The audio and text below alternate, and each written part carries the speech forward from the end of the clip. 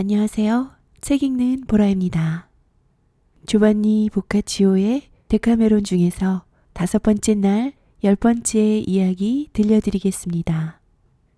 여러분께서 주시는 구독과 좋아요, 댓글은 저에게 큰 힘이 됩니다. 5번째 날 10번째 이야기. 피에드로 디 빈촐로가 집 밖으로 식사를 하러 가자 아내는 젊은 놈팽이를 끌어들입니다.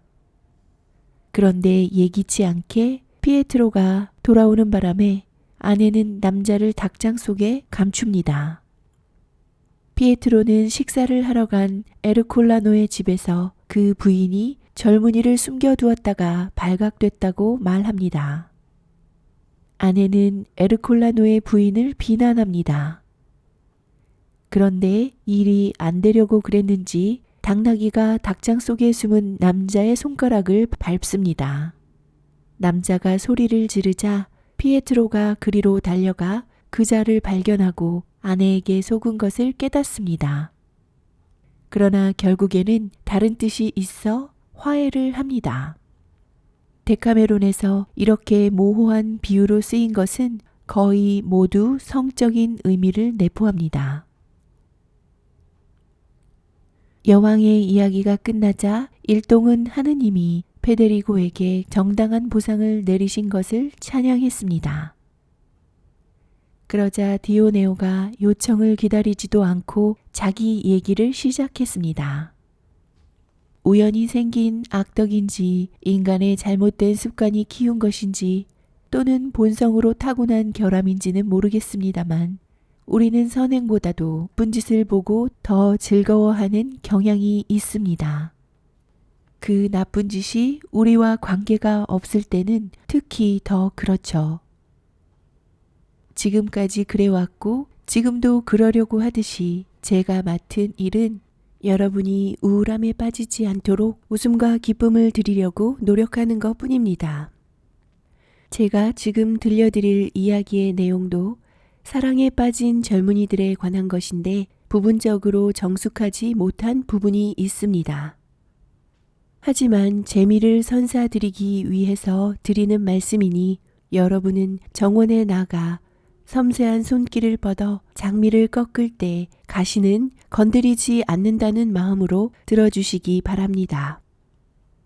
이야기 속에 등장하는 나쁜 남자는 그 파렴치함으로 인해 벌을 받도록 두시고 그 애인의 요염한 속임수에 대해서는 즐겁게 웃어주셨으면 합니다.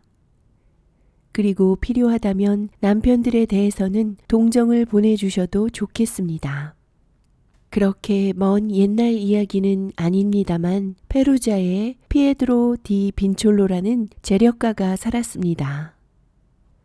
이 사람은 아내를 얻고 싶어서라기보다는 아마도 모든 페루자 사람들이 자신에 대해 갖고 있을 그렇고 그런 평을 무마하고 다른 사람들을 속이려는 마음에서 결혼을 했습니다. 명확한 의미를 드러내지 않는 이 구절도 성적인 함의를 지닙니다. 그런데 운명은 그의 성향에 관심을 두지 않았습니다. 탱탱한 피부에 다부진 몸매 그리고 하나가 아니라 2사람의 남편이라도 감당할 만한 처녀를 아내로 선사했으니까요. 그러나 여자의 입장에서는 자기보다 다른 곳에 훨씬 더 정신이 팔린 남자한테 시집을 오게 된 것이었습니다.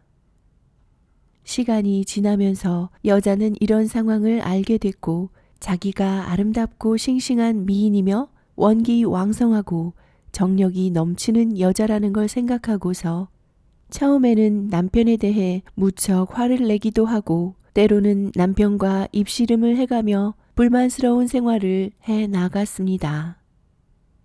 하지만 이러다가는 남편의 나쁜 버릇을 고치기도 전에 자기가 말라 죽을 것 같아 속으로 이렇게 투덜거렸습니다.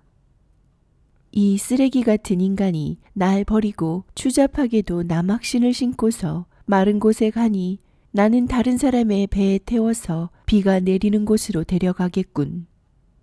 두 쌍의 비유는 구조상 서로 대칭이 되는 내용을 담고 있어야 하는데 맞바람을 피우겠다는 의미 외에 더 자세하게 어떤 의미를 담고 있는지 모호하며 확실히 대칭이 되는지도 명확치 않습니다.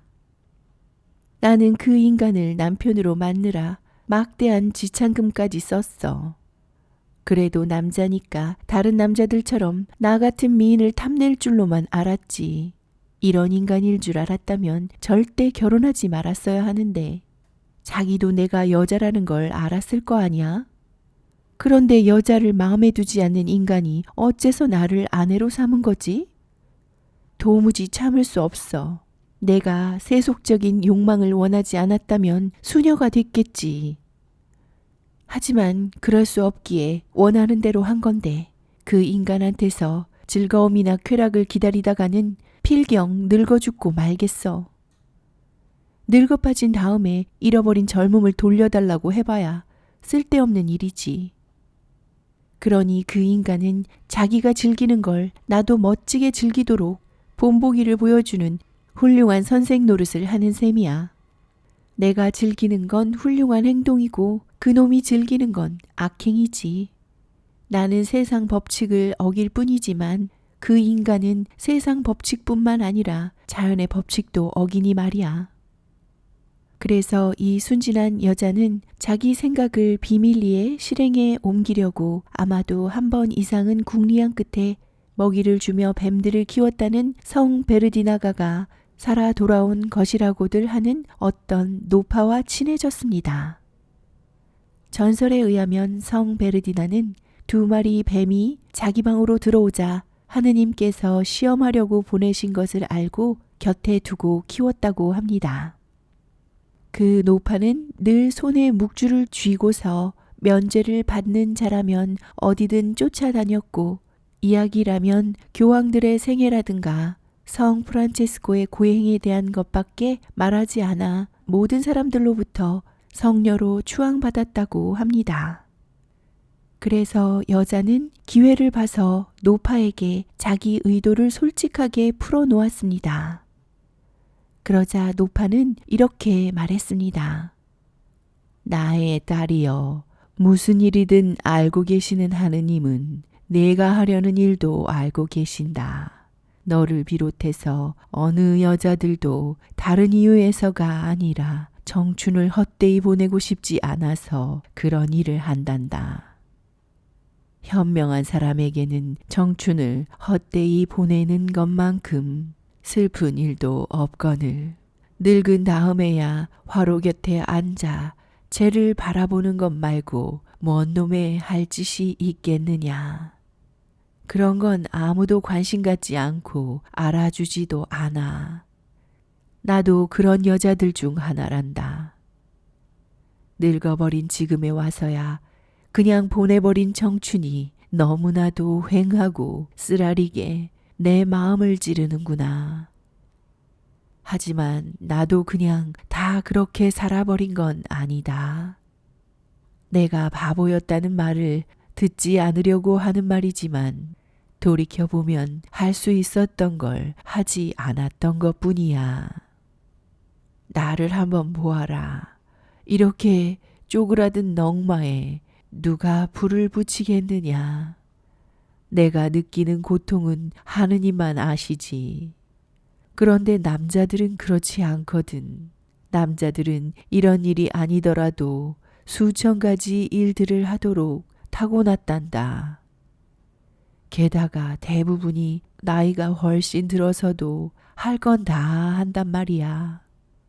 하지만 여자들은 그 일을 해서 애 낳는 거 말고는 아무것도 하지 못하지. 그 때문에 보호를 받는 거란 말씀이야.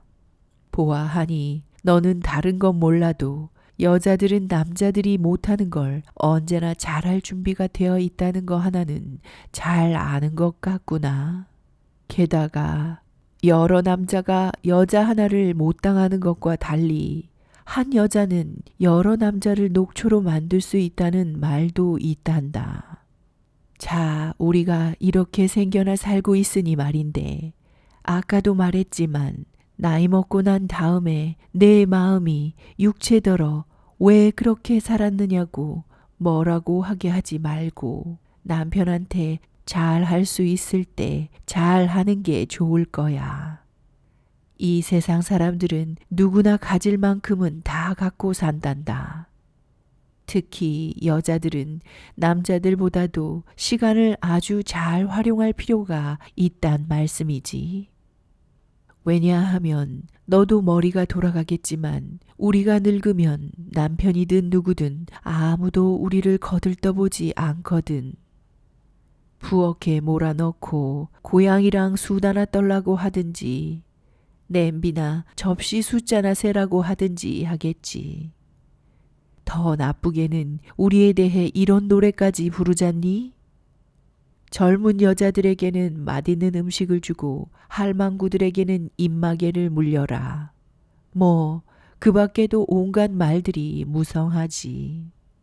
그러니 더 이상은 얘기하지 않겠다. 널 위해서 나보다 더 쓸모있는 얘기를 해준 사람은 세상에 또 없을 거다. 아무리 점잔을 빼고 고상한 여자라도 내가 싫으면 필요한 얘기를 해줄 마음이 없고 아무리 진하고 막대 먹어도 내 마음대로 주물러서 요리 못할 여자는 없어.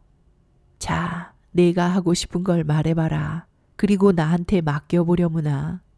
그리고 나에 따라 내가 이렇게 친절하게 조언하는 대신 먹을 거나 좀 나눠다오. 이제부터는 면제 기도를 드릴 때나 주기도문을 외울 때 꼭 널 끼워 넣도록 할 테니 하느님께서 너의 죽은 친지들에게 빛과 촛불을 내려주시도록 말이다. 노파는 이렇게 말을 맺었습니다. 그 젊은 여자는 노파와 손발이 잘 맞게 되었죠. 여자는 주변을 뻔질나게 들락거리는 젊은 남자가 있다고 말하고 그 외모를 설명해 준 다음 만날 수 있게 해달라고 노파에게 부탁했습니다. 그리고 소금에 절인 고기를 한 조각 주어 돌려보냈습니다. 노파는 며칠 지나지 않아 여자가 말한 남자를 아무도 몰래 그녀의 방으로 데려왔습니다. 그리고 얼마간의 간격을 두고 젊은 여자의 관심을 끌었던 몇몇 남자들을 비슷하게 그녀에게 인도했습니다. 여자는 남편을 늘 두려워하면서도 그런 좋은 기회를 맞아들이는 걸 놓치지 않았습니다. 그러던 어느 날 저녁 남편이 에스콜라노라는 친구와 나가서 저녁 식사를 하게 되었습니다.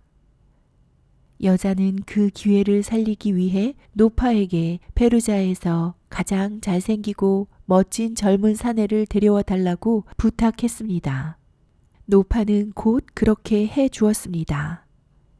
그래서 여자가 사내와 함께 식탁에서 저녁을 먹으며 앉아 있는데 갑자기 현관에서 피에트로가 문을 열라고 외치는 것이었습니다.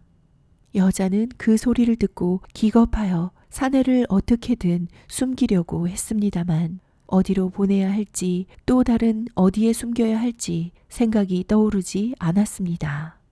그래서 식사 중인 방 계랑에 놔두었던 닭장 속으로 남자를 들여보냈습니다. 그리고 커다란 부대자루를 그 위에 덮어 씌우고 나서 곧바로 남편에게 문을 열어주었습니다. 그리고는 집으로 돌아온 남편에게 이렇게 말했습니다. 오늘은 저녁 식사를 아주 급하게 해치우셨네요. 피에트로의 대답은 이랬습니다. 맛도 못 봤어. 무슨 일이 있었나요? 하고 부인이 물었습니다. 그러자 피에트로가 대답했습니다. 실은 말이야. 에르콜라노와 그 부인과 내가 식탁에 막 자리를 잡고 앉았는데 바로 옆에서 재채기 소리가 들리더란 말이야. 첫 번째도 두 번째도 그냥 지나갔는데 그놈의 재채기 소리가 3번, 4번, 5번 그러고도 계속해서 들리는 바람에 다들 깜짝 놀라고 말았지 뭐야. 실은 에스콜라노는 마누라가 오랫동안 문을 열어주지 않고 입구에서 우리를 기다리게 했기 때문에 화가 나 있었지. 그래서 짜증 섞인 목소리로 이렇게 말했어. 대체 무슨 일이야? 이렇게 재채기를 해대는 놈이 누구냐고. 이렇게 말하고 식탁에서 일어나 바로 옆에 있는 계단 쪽으로 갔지. 그 계단 밑에는 조그마한 창고 같은 게 있었어. 왜 사람들이 집을 정돈하기 위해 잡동사니들을 넣어두는 곳 있잖아. 에르콜라노는 아무래도 재채기 소리가 거기서 나는 것 같아서 문을 벌컥 열었단 말이야. 그러자 순간 지독한 유황 냄새가 코를 찔렀어. 그 전에도 그 냄새 때문에 기분이 나빴던 적이 있었는데 마누라가 이렇게 얘기했다군. 아까 유황으로 내 너울들을 표백했어요. 그러고 나서 큰 그릇에 물을 담아 냄새를 좀 가시게 하려고 계단 밑에 둔 건데 그게 아직도 냄새를 풍기네요. 그 뒤에 에스콜라노가 그 문을 열어 냄새가 확 풍겨 나온 셈인데 안을 들여다보니까 재채기를 했던 놈이 또다시 재채기를 하고 있더란 말이지. 강한 유황 냄새가 완전히 그놈을 조여놨던 거야. 연발 재채기를 하면서 그렇지 않아도 유황이 가슴을 심하게 눌렀으니 재채기는 고사하고 까딱하다가는 목숨까지 날아갈 판이었던 거지. 에스콜라노는 그걸 보고서 소리를 질렀어. 아, 이제 알았어. 이 마누라야 좀 전에 우리가 왔을 때 문도 안 열어주고 그렇게 기다리게 하더니 이걸 그냥 뒀다가는 내 명을 다 못 채우고 죽고 말겠군.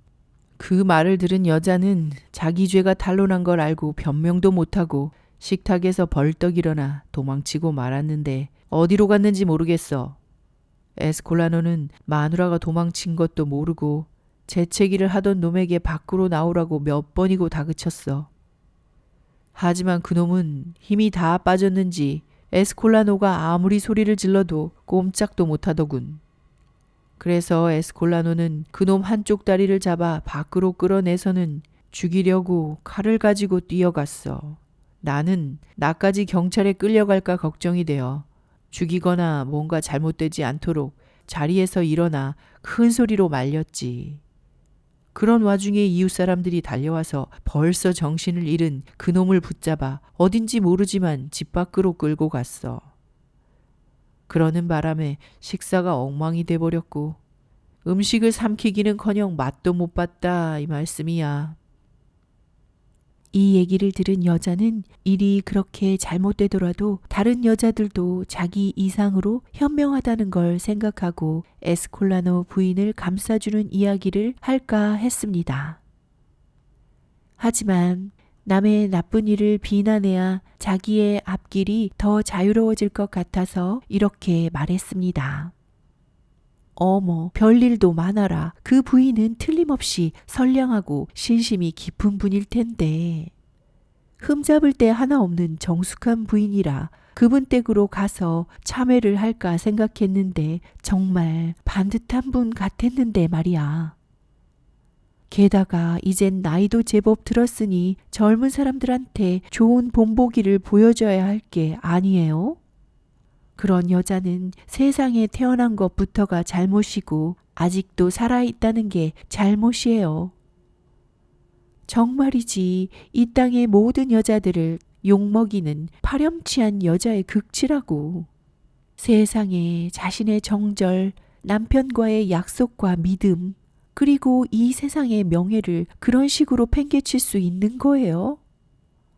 그렇게 훌륭한 사람에다 명예로운 시민인 남편을, 그렇게도 자기를 잘 대해준 남편을 다른 남자를 끌어들여 부끄럽게 만들고도 뻔뻔스럽게 함께 살고 있다니. 하느님께서 나는 구해주셔도 그렇게 대먹지 않은 여자들을 불쌍히 여기실 리 없어요. 죽어도 시원치 않으니 아예 산채로 화형을 시켜서 재로 만들어버리는 게 나아요. 이렇게 말한 뒤 여자는 바로 옆 닭장 속에 숨겨둔 남자친구를 떠올리며 피에트로를 위로하고 이제 그만 잘 시간이니 잠이나 자자고 말했습니다.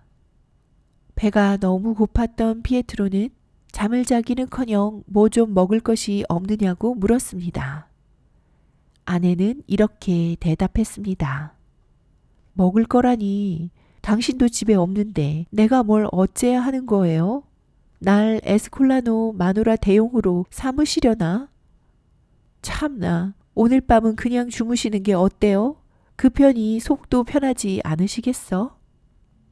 그런데 그날 저녁 피에트로의 소작인들이 마을에서 이런저런 물건들을 싣고 온 당나귀들을 물도 주지 않은 채 복도 옆 마구간에 그냥 내버려 두었는데 그들 중 한 놈이 너무 목이 말랐던지 굴레를 벗어버리고 마구간에서 나와서는 이리저리 헤집고 다녔습니다.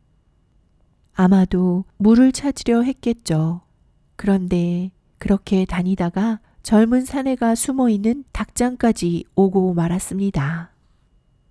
사내는 납작 엎드려 있어야 했기 때문에 한 손의 손가락들이 닭장 밖으로 삐져나와 있었습니다. 그런데 행운인지 불행인지는 모르지만 이놈의 당나귀가 그 손가락들을 발로 밟아버린 겁니다.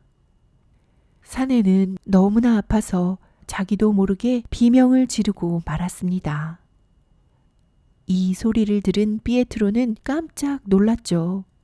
더욱이 그 소리가 집안에서 났다는 걸 알고는 방에 와서 보니 그때까지도 끙끙거리는 그 사내의 신음소리가 들려왔습니다. 당나귀가 손가락을 밟고선 다리를 아직도 들지 않았을 뿐만 아니라 더 세게 밟고 있었기 때문입니다. 거기 누구요? 피에트로가 닭장으로 달려가 그걸 들어올리자 젊은 사내가 나타났습니다. 사내는 당나귀 발에 밟힌 손가락들이 너무나 아픈 데다 피에트로에게 봉변을 당하지 않을까 겁에 질려 부들부들 떨고 있었습니다. 그런데 이 사내를 잘 살펴보니 피에트로가 아는 사람이었습니다. 피에트로가 남색을 목적으로 오랫동안 졸졸 따라다니던 바로 그 사람이었던 거죠. 피에트로가 당신 거기서 뭐 하는 거야? 하고 묻자 상대는 아무런 대답도 하지 않고 제발 살려달라고 빌기만 하는 것이었습니다.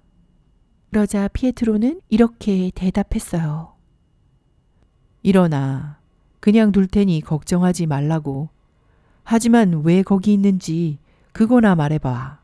사내는 모든 것을 털어놓았습니다. 마누라는 얼이 빠졌지만 그와 반대로 피에트로는 너무나 기뻤습니다. 그는 사내의 손을 잡고 마누라가 겁에 질려 기다리는 방으로 갔습니다. 피에트로는 아내의 정면에 앉아서 이렇게 말했습니다. 너 방금 에스콜라노의 마누라 욕을 그렇게 해대면서 그런 년은 불에 태워 죽여야 한다느니 너희는 여자들의 수치라느니 떠들어댔지. 그런데 네 꼬락서리는 어떻게 된 거야? 내 일은 얘기하고 싶지 않았던 것인가? 자기도 그 여자와 똑같은 짓을 저질러 놓고 어떻게 그런 험담을 할 생각이 든 거지? 너희 여자들은 고작 그따위로 생겨 먹은 거야. 남의 잘못으로 자기 죄를 덮어버리려고 한다니 말이야. 그래서 너도 그럴 수밖에 없었구먼. 하늘에서 불덩이가 내려와서 너희 같은 저질 인종은 모조리 불태워버려야 해. 그런데 이 여자는 남편이 이렇게 초장부터 사나운 말만 늘어놓고 아무런 행동도 하지 않을 뿐더러 이렇게 잘생긴 젊은 놈을 수중에 넣고 히히 낙낙한다는 걸 알고는 기운을 내어 이렇게 말했습니다. 그래요. 당신은 하늘에서 불덩이라도 내려와 우리 여자들을 다 태워 죽였으면 좋겠죠. 당신은 우리 같은 여자들 보기를 개가 뼈다귀 보고 환장하듯 하는 사람이니까요.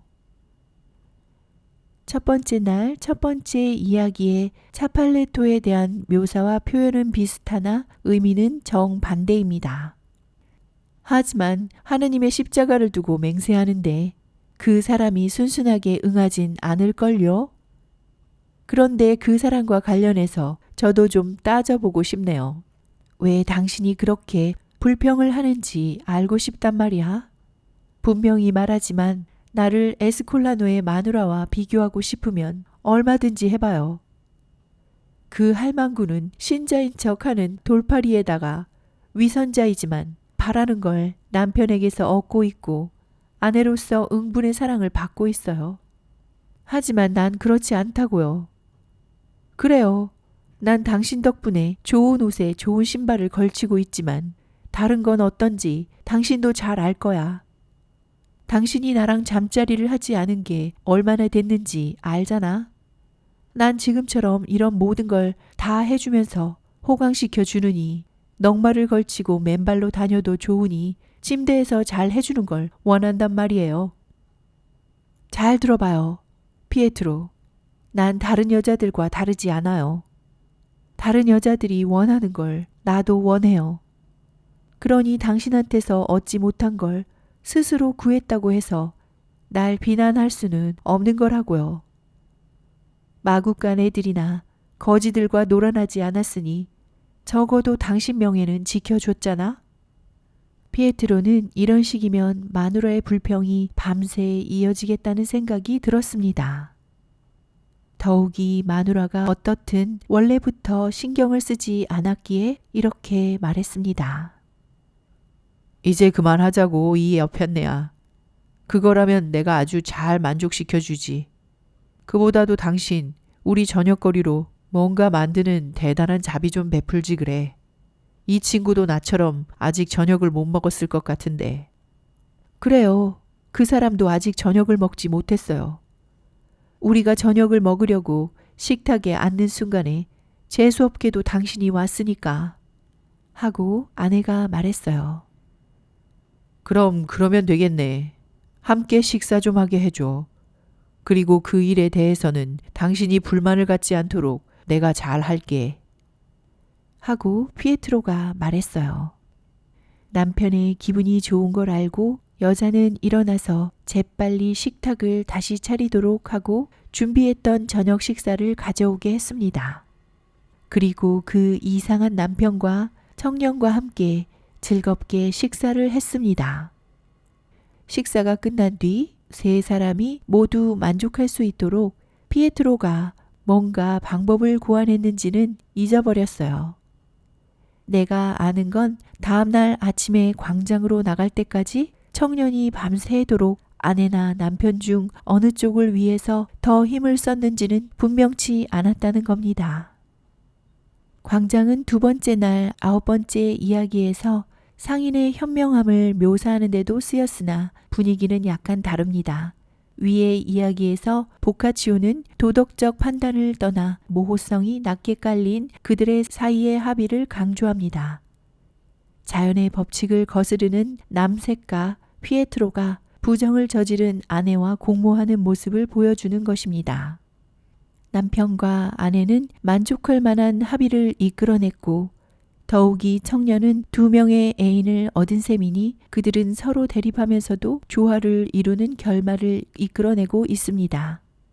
이는 5번째 날의 주제와 맞게 됩니다.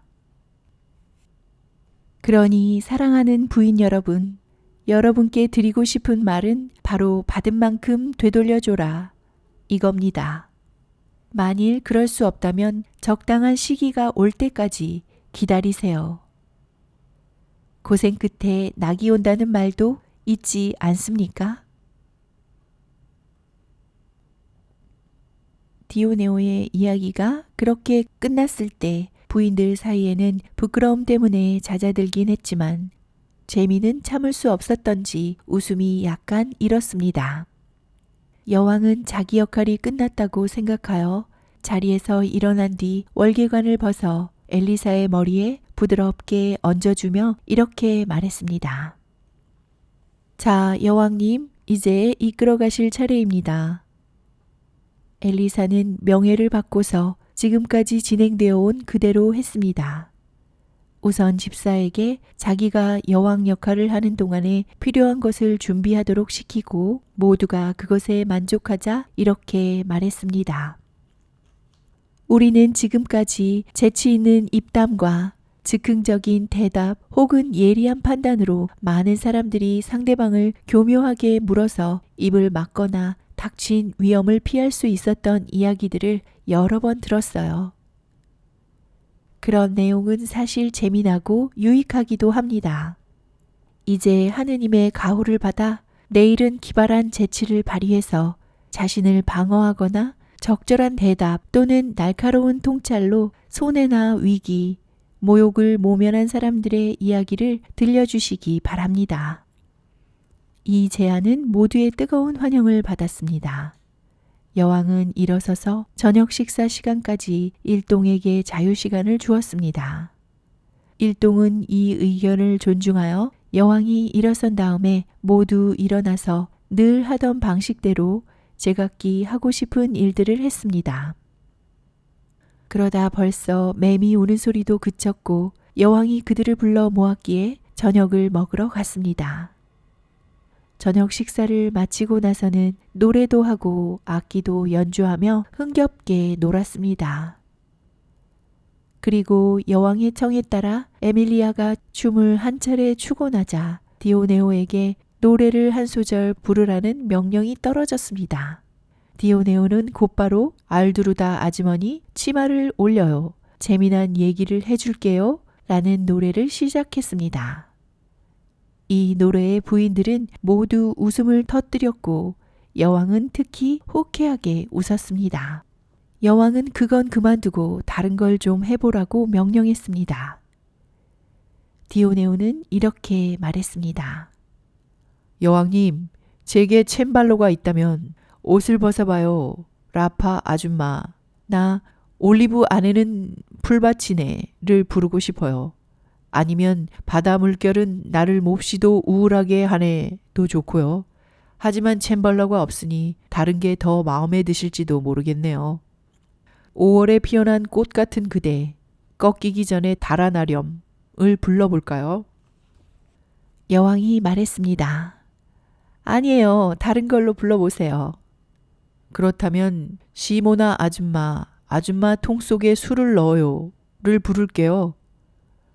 하고 디오네오가 말했어요. 여왕은 웃으며 말했습니다. 아이고 망치케라. 좀 아름다운 걸로 불러보세요. 우린 그런 건 싫단 말이에요. 그러자 디오네오는 이렇게 말했습니다. 아니요, 여왕님. 나쁘게 생각하지는 마세요. 어떤 게 마음에 드시나요? 저는 1000가지 이상 알거든요.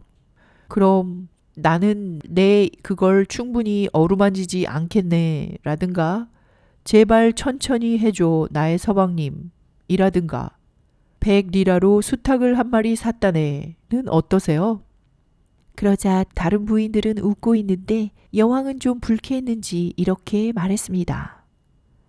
디오네오님, 그만 놀리세요. 좋은 노래를 좀 해보시라니까요. 좋은 노래 좀 해보세요. 아니면 내가 화낼 줄도 안다는 걸 알게 되실 거예요. 그 말을 듣고 디오네오는 장난을 그만두고 곧바로 다음과 같은 노래를 부르기 시작했습니다. 사랑이여, 그대의 아름다운 눈동자에서 흘러나오는 매혹의 빛이 날 그대와 그녀의 종으로 만들었네. 그녀의 아름다운 눈에서 광채가 나와 내 눈을 관통하면서 내 마음에 그대의 불꽃을 일으켰네. 그대의 매력이 얼마나 큰지 그녀의 아름다운 얼굴이 날 창백하게 만들었네. 그 얼굴은 생각만 해도 내 모든 힘이 솟아올라 그녀에게 전부 바치니 내 한숨에 새로운 원인이 되는구나. 페트라르카의 표현을 직접 차용한 흔적이 보입니다.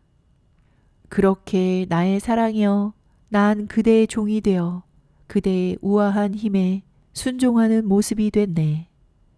하지만 그대가 내 가슴에 심는 드높은 희망이, 그녀를 향한 나의 온전한 충직함이 내 안으로 들어왔을지는 잘 모르겠네. 내 마음이 그렇게 지니고 있는 내가 그녀에게서가 아니라면 평화를 누릴 수도 원하지도 않는 그런 것들이니. 그러니 그대에게 바라노라. 나의 부드러운 신이여. 사랑의 창작의 근원이며 삶의 목표라고 믿었던 정신체파 시인들의 분위기가 묻어납니다.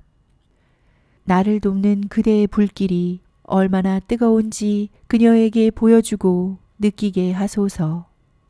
이미 난 사랑에 지쳐 조금씩 이렇게 쓰러져 가고 있는 걸 아시니, 그리고 내 목숨이 다할 때 반드시 그녀에게 날 맡겨 주소서. 그대와 함께 즐거이 그렇게 하리라. 디오네오가 조용해지자 사람들은 노래가 끝났음을 알았습니다. 여왕은 다른 부인들에게도 노래를 부르도록 했습니다만 디오네오의 노래를 극구 칭찬했습니다. 이윽고 밤이 꽤 깊었으므로 여왕은 낮의 더위가 밤의 신선함에 제압됐다고 느끼고 다음 날까지 각자 원하는 대로 자리에 들라고 요청했습니다.